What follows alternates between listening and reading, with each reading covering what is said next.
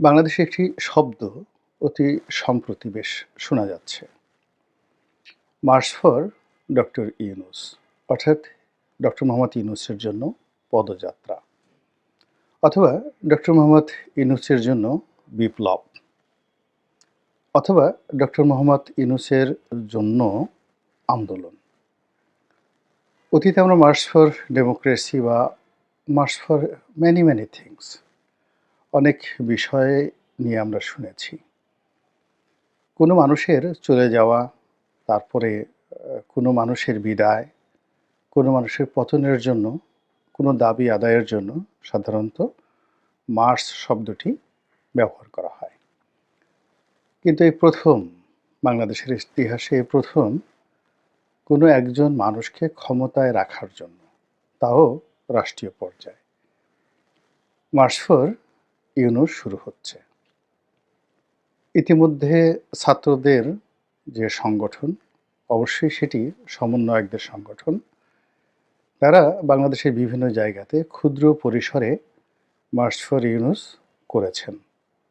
It's a test case, এবং এটা আরও বৃহত্তর পরিসরে শুরু হবে, এবং এটির যে ব্যাপকতা, এই ব্যাপকতা আগামীতে পুরো রাজনীতির গতি এবং প্রকৃতি পাল্টে দেবে। এবং মার্চ ফর ইউনূসের এই ব্যাপকতায় সমগ্র বাংলাদেশ কেঁপে উঠবে। এবং পার্শ্ববর্তী রাষ্ট্র ভারত, তারা হতচকিত হয়ে পড়বে। এও কি সম্ভব? এবং বিশ্ব কিন্তু অবাক বিস্ময়ে তাকাবে। এটির ফলে আমাদের রাজনীতির গুণগত কোনো পরিবর্তন হবে কিনা, দেশের কোনো কল্যাণ হবে কিনা, এটি এই মুহূর্তে বলা যাচ্ছে না। কিন্তু ইতিমধ্যেই যেটি হয়ে গেছে, রাজনীতিতে যে বিভাজন অনিবার্য হয়ে পড়েছে, যে সংঘাত অনিবার্য হয়ে পড়েছে, সেক্ষেত্রে ডক্টর মোহাম্মদ ইউনূস তিনি তার নিজের পক্ষকে ভারী করার জন্যে, তার পক্ষের লোকজনকে রাস্তায় নামানোর জন্যে ইতিমধ্যে যে কয়টি টেস্ট কেস তিনি উপস্থাপন করেছেন, শতভাগ তিনি সফল হয়েছেন। আর তার উল্টো দিকে তার বিরুদ্ধে রাস্তায় নামার জন্য বিভিন্ন মানুষ পরিকল্পনা করছেন, বিভিন্ন প্রতিষ্ঠান হুমকি দিচ্ছেন, বিভিন্ন অর্গানাইজেশন, সংগঠন। তারা অত্যন্ত দৃঢ় প্রত্যয় এবং দৃঢ় বিশ্বাসে তারা বলিয়ান যে তারা যদি রাস্তায় নামে, সেক্ষেত্রে ডক্টর মোহাম্মদ ইউনূসের পক্ষে সরকার পরিচালনা করা কঠিন হয়ে যাবে। অনেকে দম্ভ করে বলার চেষ্টা করছেন, আমরা শেখ হাসিনার মতো স্বৈর শাসককে হটিয়েছি, কাজেই আমাদের সঙ্গে লড়তে এসো না, আমাদের সঙ্গে যদি লড়তে এসো ১ ঘন্টাও টিকতে পারবে না। কিন্তু এক্ষেত্রে ডক্টর মোহাম্মদ ইউনূসের যে ইতিবাচক দিকগুলো, আর শেখ হাসিনা থেকে শুরু করে অন্যান্য যারা রয়েছেন, তাদের নেতিবাচক দিকগুলো একত্র করলে, পাশাপাশি করলে খুব সহজেই বুঝতে পারবেন যে আগামীতে March for doctor Mohammad Yunus এটি কতটা প্রলয়ঙ্করী হতে যাচ্ছে ইউনূস বিরোধীদের জন্য। আপনারা ইতিমধ্যে দেখেছেন যে রাজনীতির চাণক্য নীতি শুরু হয়ে গেছে। এখানে সরকারের সঙ্গে সরাসরি সংঘর্ষে না গিয়েও যেটি বোঝা যাচ্ছে যে বিএনপি স্পষ্টতই ডক্টর মোহাম্মদ ইউনূসের বিপক্ষে, এবং বিএনপি যে কোনো সময়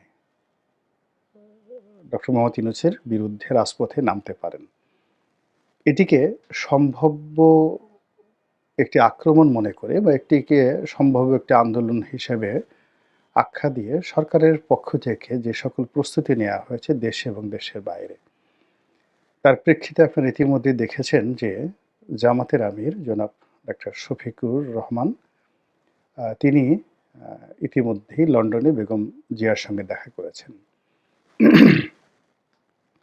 এবং সেই বৈঠকের পর যেটি হয়েছে, চারিদিকে গুজব ছড়িয়ে পড়েছে, নানা রকম গুজব, এবং তার প্রেক্ষিতে জনাব শফিক অত্যন্ত সাদামাটা, নির্লিপ্ত এবং একটা ভালো মানুষই যাকে বলা হয় ধরনের বিবৃতি তিনি দান করেছেন। তিনি যেটি বলার চেষ্টা করেছেন যে আমাদের দীর্ঘদিনের রাজনৈতিক সৌহার্দ্যতা রয়েছে, সম্পর্ক রয়েছেন। আর বেগম জিয়া সর্বজন শ্রদ্ধেয়া, বয়োবৃদ্ধ এবং প্রবীণা। তো কাজেই তার এই অসুস্থতার সময়, তিনি সত্যিকার অর্থে অসুস্থ, তার সঙ্গে সৌজন্য সাক্ষাৎ করাটা এটি আমার রীতির মধ্যে পড়ে, ধর্তব্যের মধ্যে পড়ে আমি সেই কাজটি করেছি।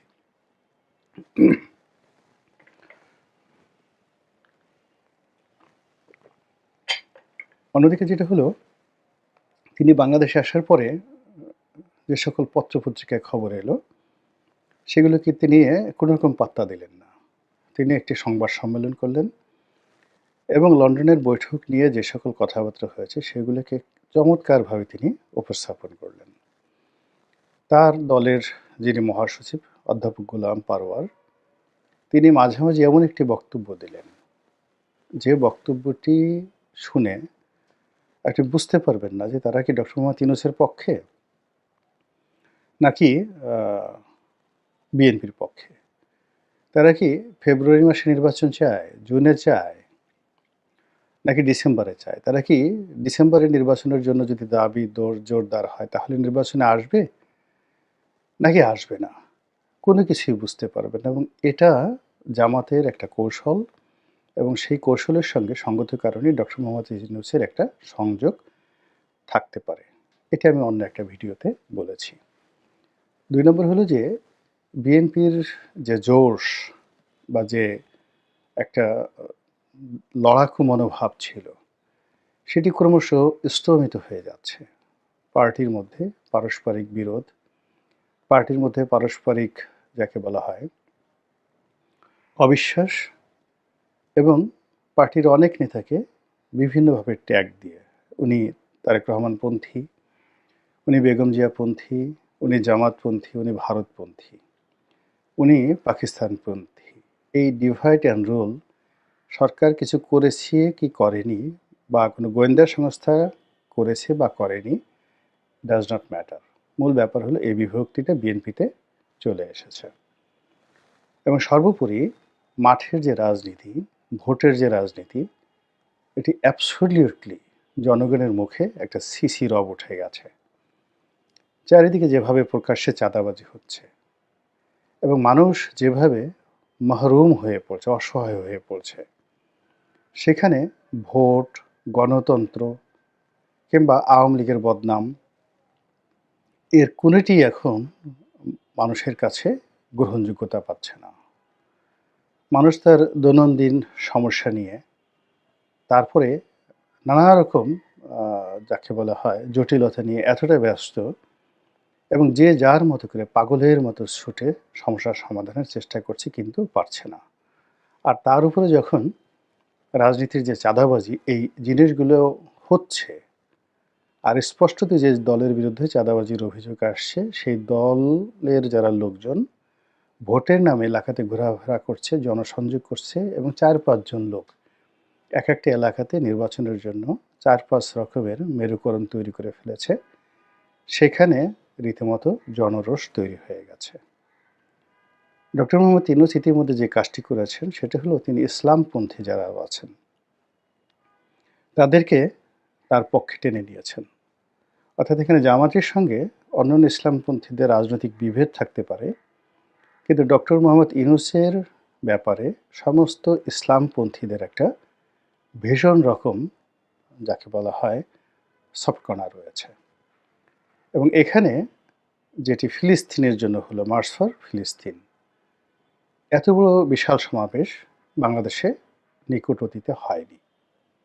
তো আগামীতে যদি বৃহত্তর পরিসরে মার্চ ফর ইউনূস হয় এবং সকল যাকে বলা হয় ইসলামপন্থীরা যদি রাজপথে নামেন, ওটাকে মোকাবেলা করার শক্তি বাংলাদেশে কোনো রাজনৈতিক দলের নেই। বোঝার চেষ্টা করুন, বিএনপি যদি ইউনূস বিরোধী একটা সমাবেশ করে, কত লোক হবে পল্টন ময়দানের, বা ধরুন সরোয়ার্দী উদ্যানে, কিংবা ধরুন বিএনপি অফিসের সামনে। আবার তার কাউন্টার যদি মার্চ ফর ডেমোক্রেসি করে, তাহলে দেখা গেল যে তার চেয়ে অন্তত 10 গুণ লোক বেশি ইসলামপন্থীরা আনতে পারবে, এমনকি চরমোনাই একা আনতে পারবে।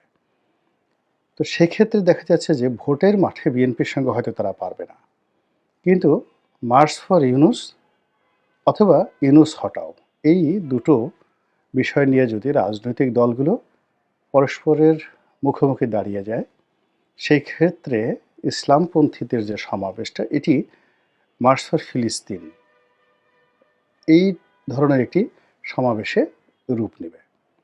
ফলে ঢাকার রাজপথে, অন্ততপক্ষে ঢাকার রাজপথে, চট্টগ্রামের রাজপথে, সিলেটের রাজপথে এবং রাজশাহীর রাজপথে মার্চ ফর ইউনূসের যে চমক, এই চমকের সামনে রাজনৈতিক দলগুলো চমক দেখাতে পারবে না।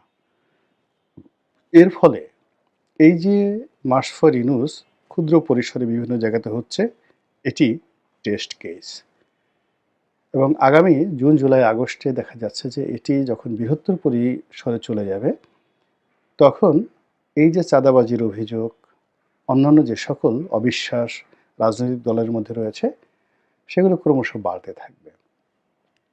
আর অন্যদিকে ইউনূসের যারা পক্ষের লোকজন আছে, তারা শক্তিশালী হতে থাকবে। আর এর মধ্যে দেশীয় এবং আন্তর্জাতিক যদি কোনো ঘটনা ঘটে, দুর্ঘটনা ঘটে, যা কিছুই ঘটুক না কেন, সেইগুলো আসলে ইউনূসের পক্ষেই চলে যাবে। ডক্টর মোহাম্মদ ইউনূসের শুধু একটাই সমস্যা, আইনশৃঙ্খলা রক্ষার এই সমস্যাটি রয়েছে বাংলাদেশে। এটি যদি তিনি মোটামুটি সামাল দিতে পারেন, তাহলে আগামীতে যে নির্বাচন করা, নির্বাচনের সময় দেওয়া, এটা একান্তই তার দয়া মায়ের উপর নির্ভর করবে। এটাই হলো রূঢ় বাস্তবতা। বিভিন্ন মানুষ নানা রকম ট্যাগ দেওয়ার চেষ্টা করছেন। কেউ বলার চেষ্টা করছেন যে ভারতের সঙ্গে ডক্টর মোহাম্মদ ইউনূসের একটা সমঝোতা হয়ে গেছে। অনেকে বলার চেষ্টা করছেন যে আমেরিকার একটা বিরাট টিম বাংলাদেশে আছেন, তারা তাদের মিশন সাকসেস না করে ডক্টর মোহাম্মদ ইউনূসকে যেতে দেবেন না, এবং তারা তাদের সেই মিশন ইতিমধ্যে শুরু করে দিয়েছেন। কেউ বলছেন সেটা সেন্ট মার্টিন নিয়ে, কেউ বলছেন রোহিঙ্গাদের নিয়ে, কেউ বলছেন আরাকান রাজ্য নিয়ে, হোয়াট এভার মেবি। পর্দার আড়ালে অনেক কিছু হচ্ছে।